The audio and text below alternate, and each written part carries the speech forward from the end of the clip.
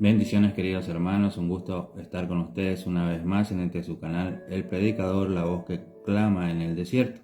El día de hoy vamos a tocar un tema que se ha difundido por muchos años, y aunque muchos intentan enseñar a los hermanos, aún no sacan de su vocabulario una frase muy peculiar, una frase que fue muy mal entendida y muy mal usada en los tiempos de los 90, allá junto con G.J. Ávila y compañía. Y estamos hablando de me cubro en la sangre de Cristo. ¿Has oído esa frase en boca de cristianos? Yo lo escucho frecuentemente y lo leo con mucha más frecuencia. Es muy notorio decir cubrir a mis hijos en la sangre de Cristo, cubro mi trabajo, mi empresa, mi familia, cubro a mi esposo, a mi esposa en la sangre de Cristo, cubro mi hogar para protección, utilizando esta frase y utilizando la sangre de Cristo como un amuleto. Pero esto no es correcto, mis hermanos. Y aunque te enfades y aunque pienses lo contrario, te invito a que te quedes aquí junto a nosotros y vamos a investigarlo, a escudriñarlos a la luz de la Escritura, si esto está correcto o no. Desde ya te voy diciendo, no es correcto. No es correcto. Esto es consecuencia de predicadores que no han estudiado, no han tenido una formación teológica seria y se han puesto a predicar sin tener el conocimiento. ¿Y qué pasó? Empezó en los 90, estamos en 2026 y aún vemos las consecuencias de una mala enseñanza. Por eso siempre aquí en el canal decimos, estudiar es lo primero. No basta con orar, no basta con la fe, no basta con ir de ayuno. Tú tienes que estudiar, es todo el conjunto junto. No puedes separar algo. Tú oras, pero estudias. Ayunas, pero estudias. Tú tienes fe cuando entiendes las Escrituras.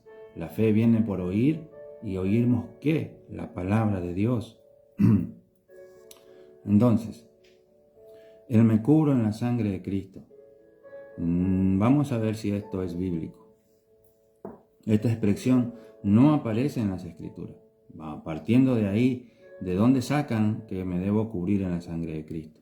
Porque en la Escritura no se encuentra. Bueno, muchos dirán, lo que pasa que Moisés mandó cubrir con sangre las puertas con cinceles para protección de la noche que vendría la muerte. Ok, eso fue real, eso no lo vamos a discutir. Pero aquí estamos hablando de la sangre de Cristo. Y lo que pasó con Moisés era una situación diferente, ¿sí? Era algo, o es algo histórico, ya pasó. ¿Representaba algo? Y sí, puedes decir, bueno, representa la sangre de Cristo que me protege. Sí, puedes decirlo, puede alegorizar de esa manera si tú quieres, pero en ninguna parte del Nuevo Testamento se nos enseña que debemos cubrirnos la sangre de Cristo y no podemos usar una historia del antiguo pacto para traer esto a vigencia y en la actualidad. Esto está mal. Por tanto, se usa la frase como una fórmula verbal, ¿sí? Decreto mágico o un escudo místico. Y esto es un error. Es un error. La Biblia nunca presenta la sangre de Cristo como un amuleto, sino como obra redentora. Y pon ahí en mayúscula, redentor, no una fórmula mágica. Entonces vamos a definir la sangre de Cristo en varias etapas para que podamos entender a cabalidad con escritura en mano, para que no nos dejemos engañar y no cometamos estos errores comunes. La sangre de Cristo es el medio de expiación, como punto 1, ¿sí? La sangre de Cristo es el medio de expiación. ¿Dónde vemos eso? Hebreos capítulo 9, verso 22 dice: sin derramamiento de sangre no se hace remisión. ¿De qué? De pecado, sin derramamiento de sangre. Romanos 3:25 dice: a quien Dios puso como propiciación por medio de la fe en su sangre. ¿A quién puso Dios? Como propiciación, como sacrificio agradable. A Cristo, ¿verdad? Quien derramó ¿qué? Su sangre. Siempre hablando de qué entonces? Del perdón de pecados. La expiación, ¿qué significa entonces? Esta implica que la culpa fue pagada. La sangre quita el pecado. La culpa ya no está. Todo lo que Cristo padeció en la cruz es lo que tú y yo merecíamos. Eso lo tenemos claro, ¿verdad? Todo cristiano conoce esto de base. Nosotros somos dignos de toda condenación, pero por medio de Cristo Jesús, esa culpa fue sobre Él y se nos quita a nosotros para poner sobre Él. Él pagó el precio. Eso significa expiación. Él pagó un precio. Como en la época de antes, cuando había esclavitud, una persona podría venir y comprar a un esclavo. Y tenía dos decisiones: lo ponía a trabajar en sus tierras o lo liberaba. Y eso es lo que Cristo hizo. Él compró, ¿sí?, nuestra culpa para hacernos ¿qué? Libres. Y muchos dirán ahí afuera: bueno, pero yo soy libre. ¿Te equivocas? Te equivocas. Porque si andas en los deseos de tu carne, ¿sí?, en la libertad de tus pensamientos, las cuales no se acomodan a los pensamientos de Dios, tú eres esclavo. Eres esclavo del pecado, como yo un día fui esclavo del pecado.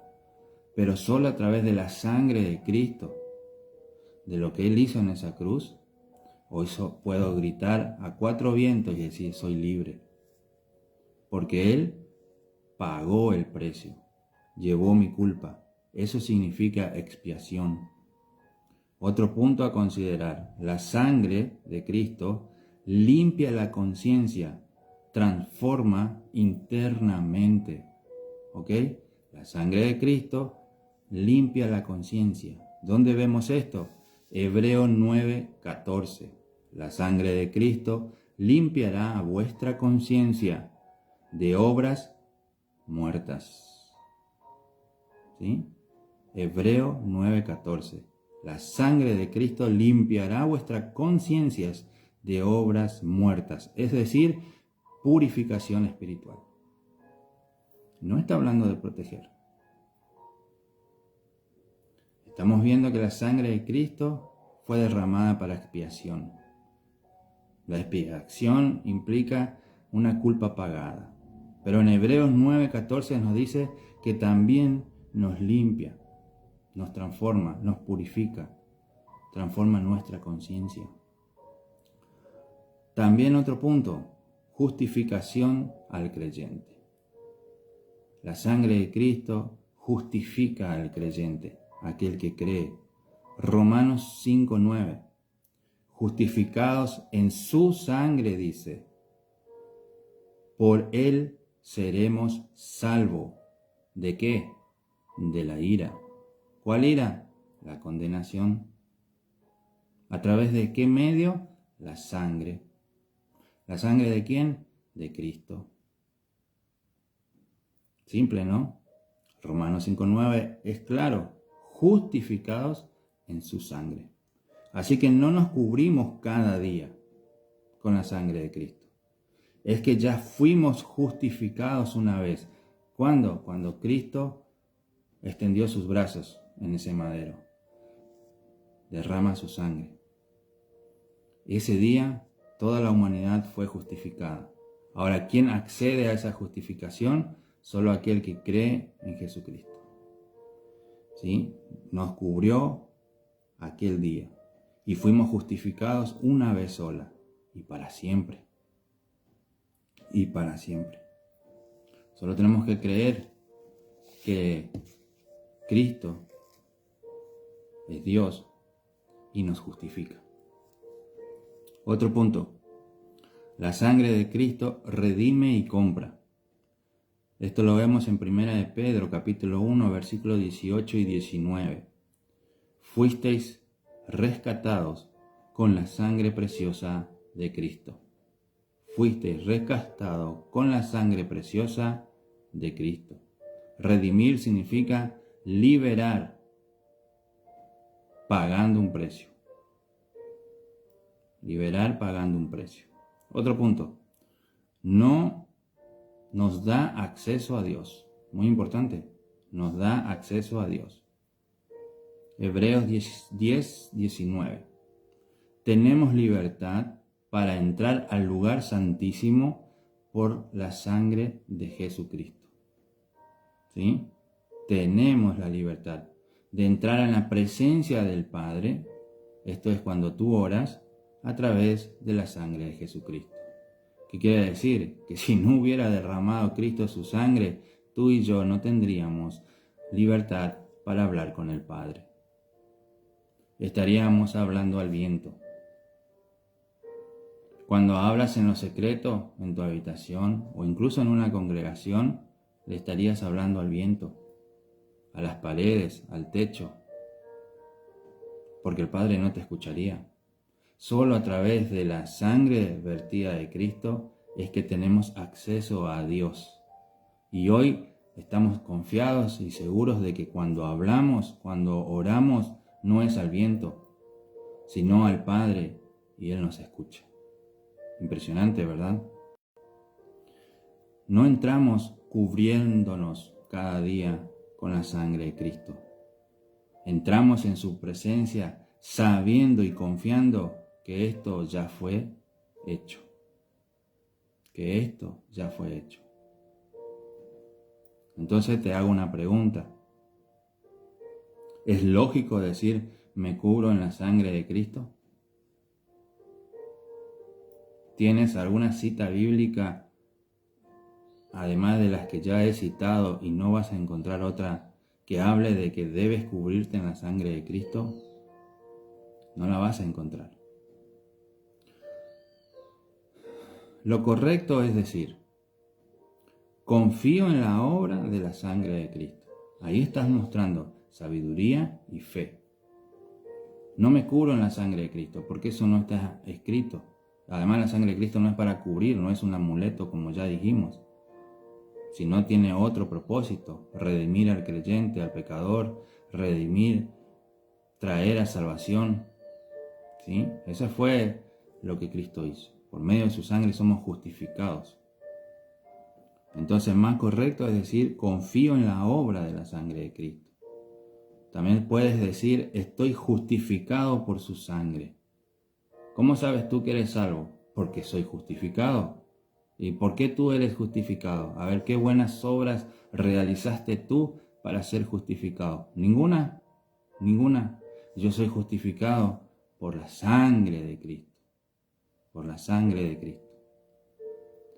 Mi seguridad está en Cristo, quien derramó su sangre. Otra manera de expresarse, y muy válida teológicamente. Mi seguridad está en Cristo, quien derramó su sangre. Hebreos 10:12 dice, Cristo se ofreció una sola vez, y esto es clave.